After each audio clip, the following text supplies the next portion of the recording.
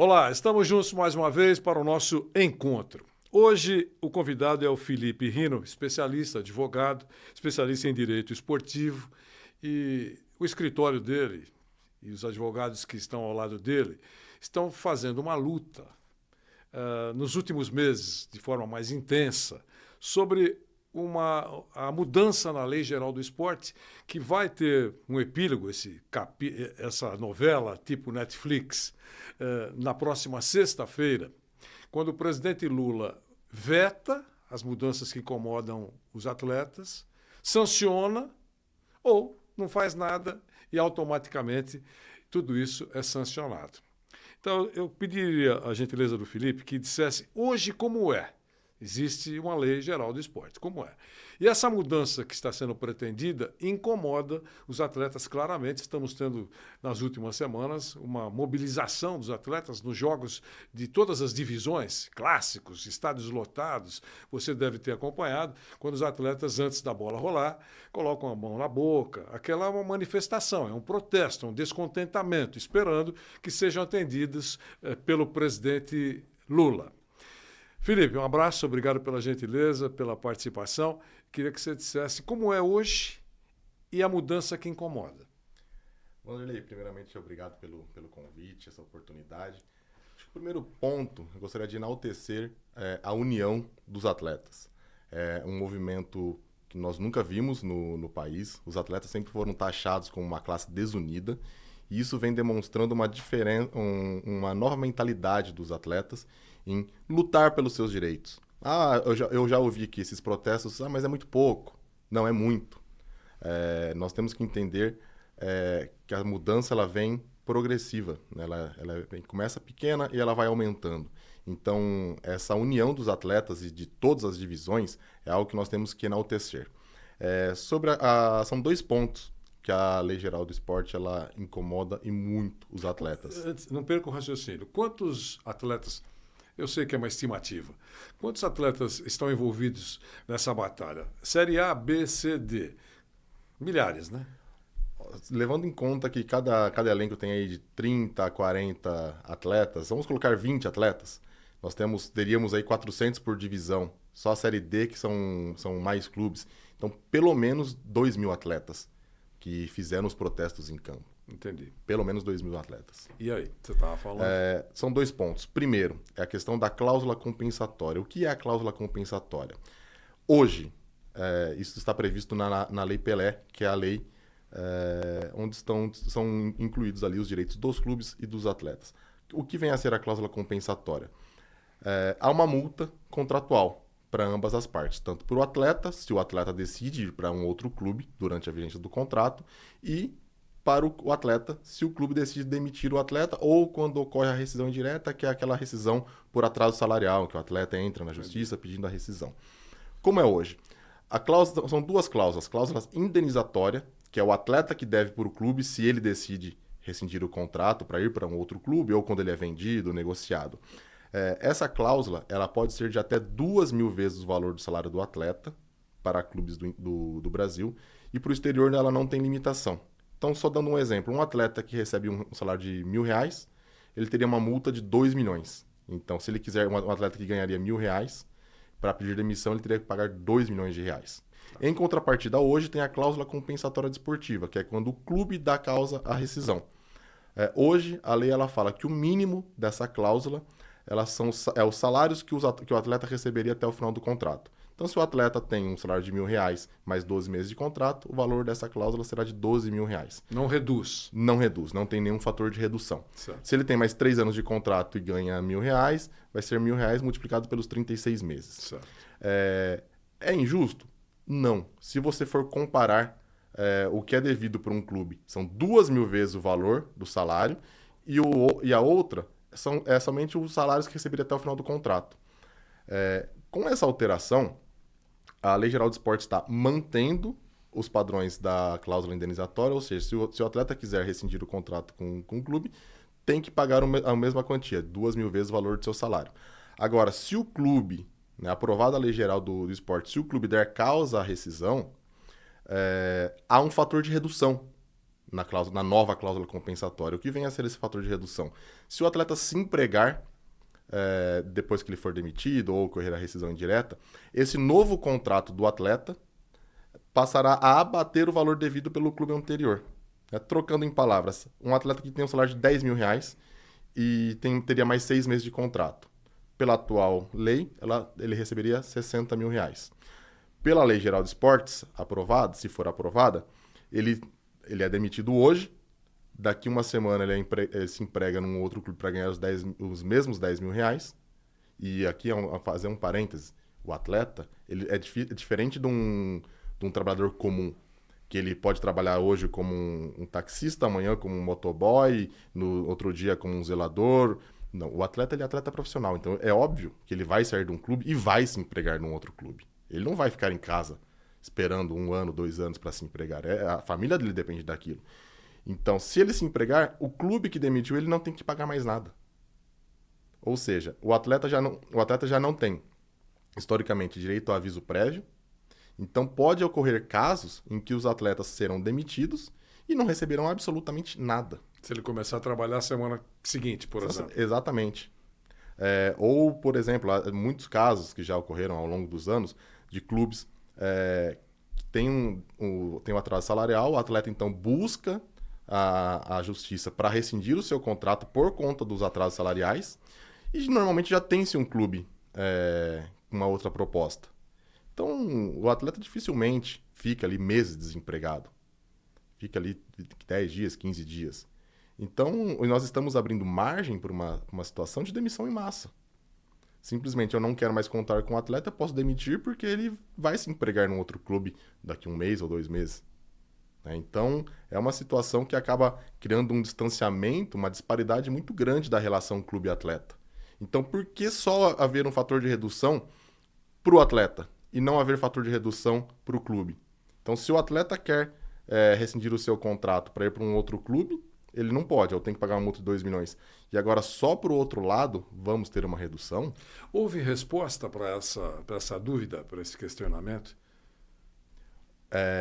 Não teve nenhuma explicação plausível. Nós tivemos reuniões, inclusive em Brasília, e não teve nenhuma resposta plausível.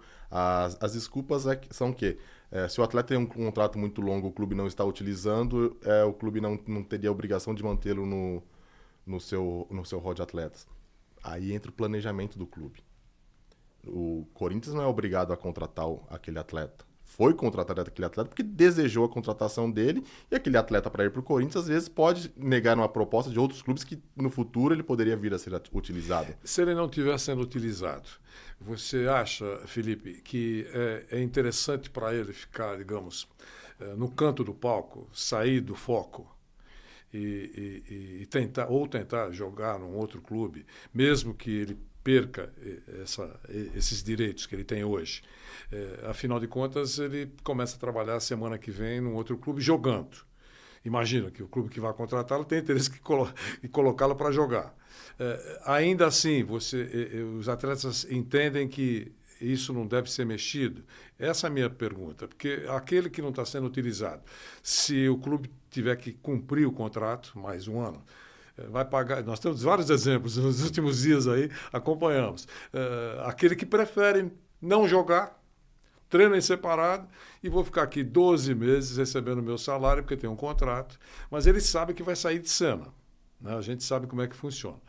Isso não tem nada a ver, não preocupa. É por isso que eu queria perguntar sobre esse pequeno detalhe, que me parece importante para quem quer continuar, não cair no ostracismo, continuar no palco. Evidente, o atleta ele sempre almeja estar em campo jogando, porque os futuros contratos conquistados serão conquistados por mérito desportivo, aquilo que ele demonstra em campo. Se ele não estiver jogando, obviamente ele perde mercado. Evidente, se ele não estiver sendo utilizado pelo clube, é mais interessante para o clube e para ele buscar novos ares. Perfeito. Agora, vamos só inverter um pouquinho a situação. Porque, a princípio, pode parecer injusto aos olhos do torcedor o clube ter que pagar os salários de um atleta que ele não quer mais utilizar. Agora, vamos virar um pouquinho a chavinha. O atleta que tem um destaque no clube. Vamos citar aqui um exemplo, o Gabigol, hoje um dos maiores atletas. O Gabigol tem um histórico no Flamengo invejável. Simplesmente amanhã ele acorda e fala, ó, recebi uma proposta da Inter de Milão, vou para lá. Se vocês contratarem um outro atacante, eu não tenho que te pagar a multa.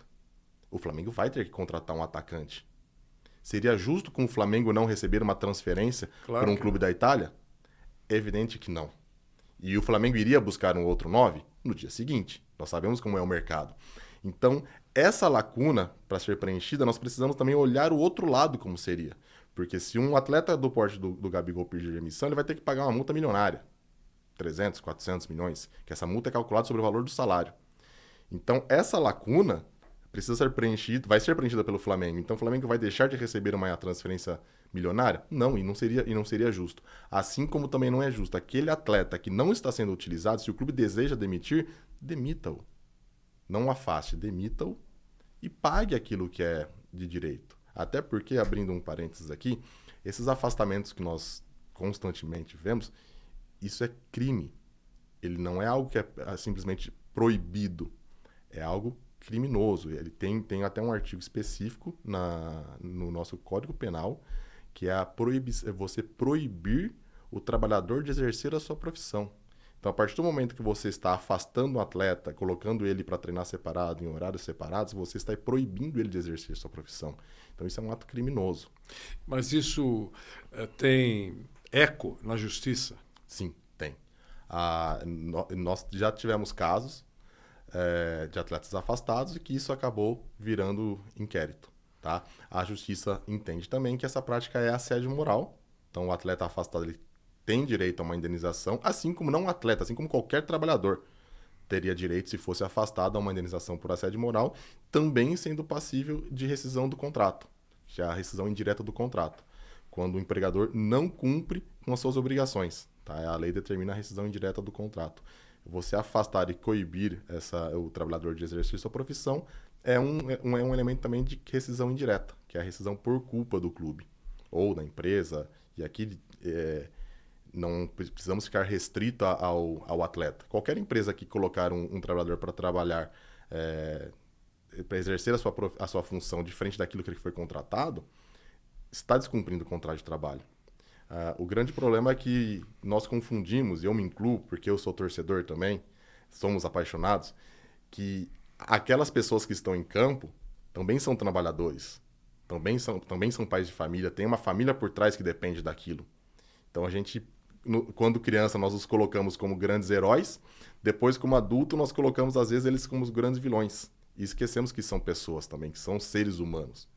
E até é importante destacar um estudo, o último estudo da CBF, que somente 1% dos atletas profissionais de futebol recebem acima de 100 mil. Então nós temos 99% que recebem menos de 100 mil e mais, 84% recebem menos de recebem um salário mínimo. Então nós temos aí quase mais de 16 mil atletas que recebem um salário mínimo. Então, a lei é uma lei para todos, para o atleta que ganha 1 milhão e para o atleta que ganha um salário mínimo. Então, precisa ter essa segurança jurídica.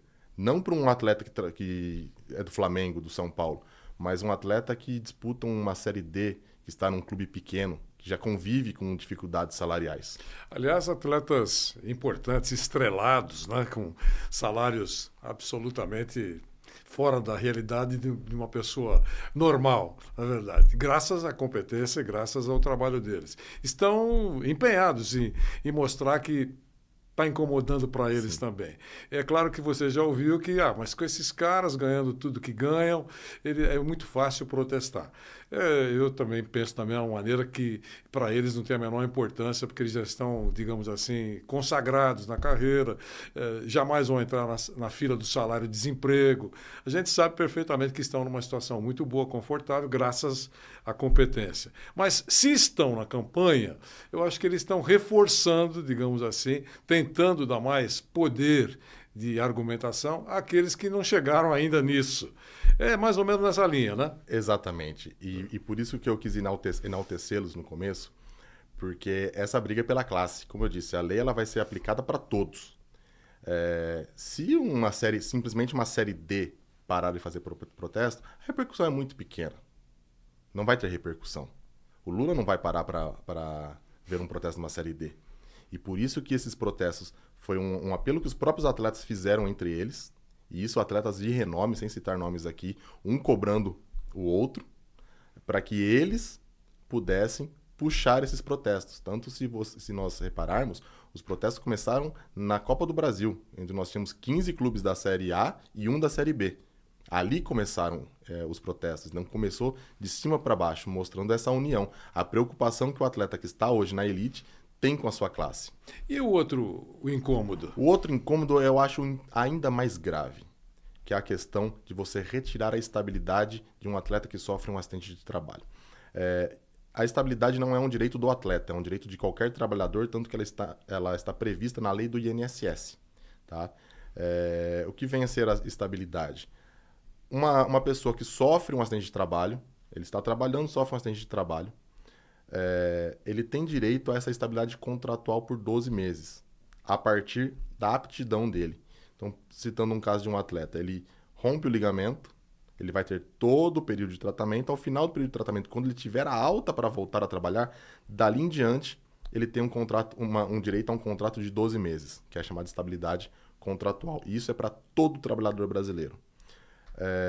O que estão fazendo com a Lei Geral do Esporte é dizendo, olha, se o clube pagar os salários dentro desse período, que, desculpa, nada mais é do que sua obrigação, o atleta não terá direito à estabilidade. Então o atleta vai passar a ser o único trabalhador no Brasil a, se quebrar a perna em campo, não ter direito à estabilidade. Então não me parece nem um pouco razoável, nem um pouco justo, porque vai ser a única classe excluída a esse direito. Qualquer trabalhador brasileiro tem direito à estabilidade. E hoje o atleta tem direito à estabilidade. Mas, explicando melhor, ele sofre uma contusão, uma fratura. Isso é uma coisa séria. E vai ser entregue ao departamento médico. E aí? Exato. A partir da aptidão dele, hoje, o clube teria que prorrogar o contrato por 12 meses. Então ele vai ficar ali em tratamento por 8 meses, 10 meses, 2 meses, 3 meses. Quando, a partir daquele momento, foi liberado, pelo dali em diante conta-se 12 meses. Esse é o período da obrigação. Então, por exemplo, um atleta tem um contrato até dia 31 de dezembro de 2022. Certo. No dia 31 de dezembro, ele rompe o ligamento. Perfeito.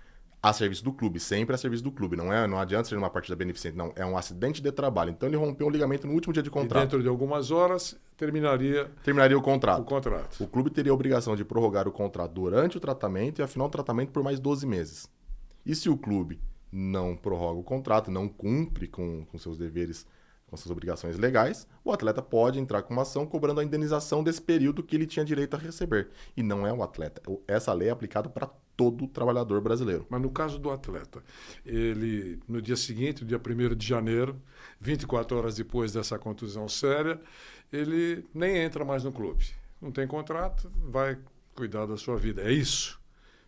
Se for aprovado, é isso? Se for aprovada a lei, se o clube comprovar que durante o período do tratamento, o clube pagar os salários, não precisa mais prorrogar os 12 meses.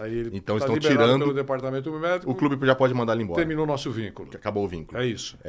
Aí eu te pergunto, vamos lá, um menino que rompeu e não vamos citar grandes exemplos. Claro. Vamos citar um pequeno exemplo. Um menino que disputa um Campeonato Brasileiro Série C. Ele rompe um ligamento. Perfeito. Vai ficar 10 meses desempregado. Ele pode acabar a reabilitação dele em novembro para já tentar, durante uma pré-temporada, ser recontratado, como ele pode acabar a recuperação dele no meio de uma temporada. Dificilmente ele vai ser recontratado. Então, ele vai ter esse lapso, porque um clube não vai querer contratar um atleta que está 10 meses parado, sem saber como ele se portaria numa volta às suas atividades. Então, nós temos um prejuízo muito grande. A estabilidade é simplesmente a segurança para o trabalhador voltar a exercer sua profissão por aquele período. Hoje é assim. Hoje é assim. Alterando a lei, com a aprovação da Lei Geral de Esportes, simplesmente isso acaba. O clube vai ter a obrigação simplesmente de tratar o atleta, acabou o tratamento, um abraço, muito obrigado pelo serviço prestado. Se você conseguir se empregar no outro clube, sucesso. Se não conseguir, eu não tenho mais nada a ver com isso. Eu imagino que o lobby, tanto no Senado como na Câmara, seja muito mais forte dos cartolas, dos clubes. Me parece que é isso. Mas, de qualquer maneira, é um problema para o presidente da República assinar, sancionar, né, ou vetar, imagino que ele tenha recebido e esteja recebendo informações, né, de todos os lados. Pelas informações que vocês têm, a tese dos atletas é forte, está forte ou está enfraquecida? Muito forte. Tá? Ontem nós recebemos informações, inclusive, de que 2 ministérios solicitaram, né, pediram que o Lula vete esses 2 pontos. Tá? E principalmente o Ministério do Trabalho. E isso tem um peso muito grande. Por quê? Na verdade, essa questão são 2 absurdos. Porque você está deixando um atleta à mercê da sua própria sorte. Então, isso acaba infringindo as próprias leis do trabalho, a própria CLT. Então, apesar de você ter uma lei geral do esporte, uma lei especial, você não pode esquecer que também há uma lei trabalhista. E você não pode pegar simplesmente uma classe e falar, olha, essa classe aqui simplesmente não terá os direitos que todos os outros têm. Então, os protestos vieram em uma hora muito boa. A repercussão é muito grande. Nós sabemos que o presidente ele é apaixonado por futebol. E um apelo que os atletas fizeram, inclusive nos memoriais que foram enviados à imprensa, nas vésperas dos jogos, e inclusive na publicação que tomou as redes sociais nos últimos dias, é que o próprio presidente Lula sofreu na pele o que é um acidente de trabalho. Ele, podemos esquecer a história que ele tem como líder sindical e que ele sofreu um acidente de trabalho. Ele sabe quanto é dolorido. E um acidente de trabalho pode ser uma coisa simples, como pode ser uma ruptura ligamentar, que o atleta pode ficar 2, 3 anos parado. Nós já tivemos casos, eu e o Dr. Thiago, de um atleta que ficou em recuperação 3 anos. Então, há questões que nós não podemos deixar para lá. E a lei ela vai ser uma lei para todos. Então, o apelo dos atletas ao Lula é exatamente, olha, você foi um líder sindical, você sofreu um acidente de trabalho, você já esteve na nossa pele. Isso aqui é um absurdo. Então, nada mais justo do que seja vetado. Então, nós esperamos, e as informações que nós temos é que há grande chance disso ser vetado. Felipe, aproveitando a sua presença, eu queria falar sobre esse tsunami que chegou com relação à manipulação de resultados. As informações que a gente tem até agora, amanhã pode surgir uma nova, né? Mas o que a gente tem até agora é que clubes e empresas de apostas são vítimas, olhando. Não sei se nós temos uma informação nova nas próximas horas, mas inicialmente é isso que a gente tem. E alguns atletas, via intermediários, foram cooptados e tal, envolvidos nisso. Qual é a sua avaliação sobre isso? Olha, eu acho que tudo aquilo que é feito de forma clandestina, antijurídica, é entendido como um ato criminoso. E é assim que vem se entendendo, né? Agora, eu não sou especialista em direito criminal, então não posso mensurar quais são os prejuízos criminais causados por eles. Simplesmente é algo que afeta não somente os clubes, não somente as casas de apostas, mas seus próprios colegas de trabalho. Verdade. Há casos de clubes que foram rebaixados, certo? Em que esses atletas desse clube, citando um exemplo, foram prejudicados, não que em uma partida tenha ocasionado o rebaixamento. Não importa. E a gente não sabe, não dá para ir tão a fundo nesse ponto para saber, por enquanto, quantos e quais foram as partidas. O tamanho mas os próprios atletas são prejudicados. Aqueles atletas que não... Por quê? Os honestos. Exato. Qual que é a grande questão? Um atleta que está numa Série A e é rebaixado para uma Série B, os outros clubes, o mercado olha para ele de uma maneira diferente. Então isso acaba impactando nos próprios contratos daqueles atletas, seja com o próprio clube numa eventual renovação, porque não se paga um salário numa Série B que se paga numa Série A, não se paga um salário numa Série C ou que se paga numa Série B. Então há um prejuízo para todos, né? Infelizmente, eu, Felipe, falo por mim, não vejo solução a não ser acabar com as apostas no Brasil. Porque enquanto nós tivermos a possibilidade de remuneração de apostas por cartões, por escanteio, lateral, eu particularmente até desconhecia essa possibilidade de apostas. Eu conhecia apenas no placar, na vitória, ou no 2-0, no 3-0. Eu fui até surpreendido quando, olha, o primeiro... Número de escanteios. Número de escanteios. Então, assim, E a partir... Esse desmembramento é que permite a trambicagem. Exato. Porque no placar, claro que você não pode colocar a mão no fogo, porque sabe que sempre se encontra aquele negócio de enxugar gelo. Você teria que corromper 22 atletas. Exato. E é tudo muito mais difícil. Agora, mas laterais... Até relembrar um fato memorável, não sei se você se recorda, nosso saudoso atacante Tuta, quando estava num clube italiano, não me recordo o clube que ele estava na época, o resultado estava combinado, até com a máfia das apostas italiana, ele não sabia daquela questão, entrou e fez um gol. Os próprios atletas dele foram tirar satisfação com ele durante a comemoração. É isso aí. E ele não sabia. Então, assim, se é só no placar, é praticamente impossível você ter uma manipulação. É muito difícil. Eu tiro sempre o impossível, porque a gente já tem visto tantas coisas nos últimos tempos, mas que realmente lateral, número de lateral, o cartão, por exemplo. Além de tudo, os árbitros também ficam numa situação muito difícil. Quer dizer, ele também pode ser, digamos, vítima. Ou também pode ser um cooptado. Quer dizer, esse lance não mereceu o cartão, mas eu vou mostrar. Exato. Então, eu acho que isso realmente arranha a imagem e há necessidade de um ajustamento no sistema de apostas. Porque, se olhando de longe, por isso que eu repito isso, de longe e até esse momento, clubes e empresas que fazem apostas são vítimas. Né? Mas que precisam colaborar para evitar esse tipo de formato que proporciona facilidade em fazer a picaretagem. Ou podemos também avançar e pode haver casos de clubes que não são vítimas, mas também são culpados. Pode ser.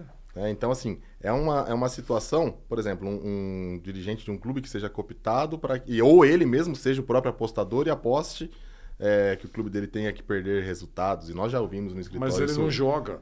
Ele tem que ter um parceiro. Ele não joga. E nesse caso, o próprio clube dele é favorecido, mas também é lesado. Então, assim, é uma situação muito complexa. Claro. Trouxe rentabilidade aos clubes, a entrada das casas de apostas? Me parece que sim. Não conheço a fundo as finanças de todos os clubes do Brasil, mas hoje nós temos aí, salvo engano, 80% dos clubes da séries A, B e C com patrocinadores. É verdade. Dessas grandes casas de apostas. A própria Casa do Brasil, a própria Copa do Brasil tem o nome hoje de uma casa de apostas. É verdade. Então, assim, como que nós vamos combater essas apostas se nós abrimos tanto o nosso mercado para a entrada dela? É isso. E aí, o problema é só no Brasil? Não, o problema é mundial. Os clubes, como você destacou, os clubes jogam com a mensagem publicitária das empresas. Quer dizer, é uma coisa muito complicada para resolver, mas precisa resolver. Precisa ser resolvido. Porque perde claramente a credibilidade. Felipe, obrigado pela gentileza, pela participação. Agora vamos aguardar as próximas horas. Vamos. A caneta do presidente Lula que vai decidir. Ou sanciona ou veta.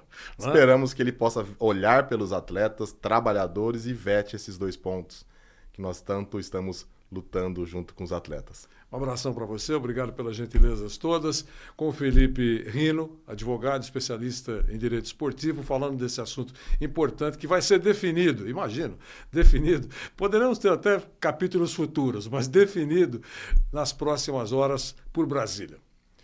Até a próxima, estaremos juntos.